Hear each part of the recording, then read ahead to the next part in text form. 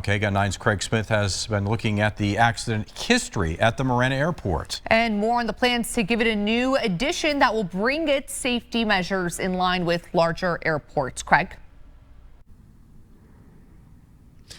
Now, you know, when pilots fly in and out of the Marana Airport, they don't have a tower to help direct them and keep them safe. Their safety depends on their own ability to stay alert to each other and their ability to keep a sharp ear on the radios. Marana is a busy airport that is becoming busier. The town of Marana says the airport had about 84,000 operations last year.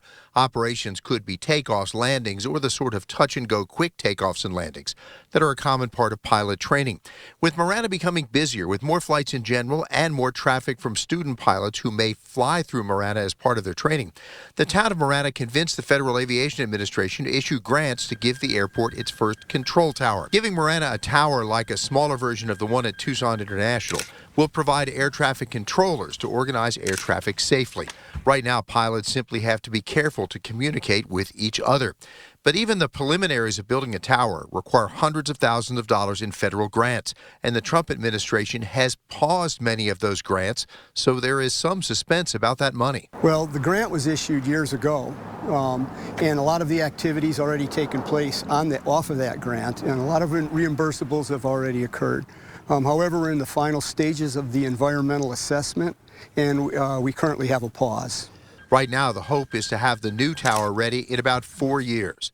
It's important to consider how busy the airport is for some context when you look at accident figures. A database at the National Transportation Safety Board helps us track aircraft accidents at and near Marana Airport. It dates back to 1964.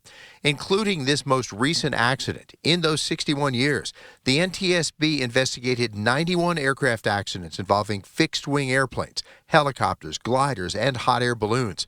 The reports show no injuries in most of the accidents, but they do show 14 deaths, 7 serious injuries, and 17 minor injuries.